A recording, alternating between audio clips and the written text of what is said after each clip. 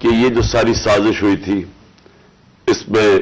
ہم کسی کو اور کو نہ کہیں، ایک آدمی کے فیصلہ کرتا ہے، وہ تھا آرمی چیف اس وقت کے جنرل باجوہ۔ انہوں نے یہ فیصلہ کیا ہمیں ہٹانے کا۔ کیا وجہ تھی اس کے پیچھے؟ کیا یہ سمجھتے تھے کہ واقعی شہباز شریف اور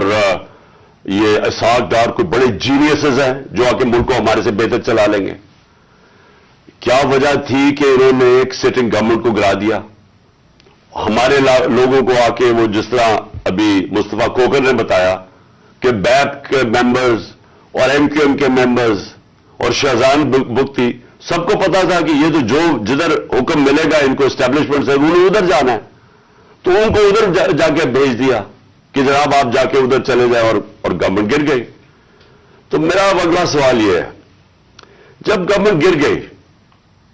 اور پھر ان کو یہ چیز کا علم ہوا کہ عوام ہمارے کے ساتھ آگے کھڑی ہو گئی، 10 اپریل کو پبلک سڑکوں کے اوپر نکلائی، لوگوں نے ان چوروں کو ریجیکٹ کر دیا، بلکہ ہماری مقبولیت بڑھنی شروع ہو گئی اس لیے کہ لوگ ان کی جب شکلیں لوگوں نے دیکھی، پھر سے مسلط کیا گیا ان کو عوام کے اوپر، تو لوگ ہمارے ساتھ اور جڑنا شروع ہو گئے، بڑے بڑے جلسے شروع ہو گئے۔ اس کے بعد الیکشن جب کروائے گئے تو الیکشن کے ریزلٹس میں اس کے باوجود کہ پوری کوشش کی گئی اسٹیٹ مشینری اس کو ان کو جتانے کے لیے، اس کے باوجود ہار گئے۔ قوم نے اپنا ورڈکٹ دے دیا، دوسرا الیکشن ہوا اس میں بھی ہار گئے۔ لیکن مجھے جو افسوس کی بات ہے کہ بجائے ایک سمجھے کہ جناب جنرل باجوہ آپ نے غلطی کر دی ہے، آپ کو عقل کل تو نہیں ہے، آپ دیکھ رہے ہیں کہ لوگ کدھر کھڑے ہیں۔ انہوں نے ہمارے اوپر جو ظلم کیا ہے،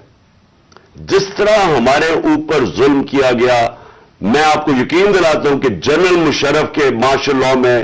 میں اپوزیشن میں تھا، مجھے انہوں نے جیل میں ڈالا، میں نے کہیں اس طرح کا ظلم نہیں دیکھا جنرل مشرف کے دور پہ جو یہ جنرل باجوہ نے ہمارے پہ کروایا۔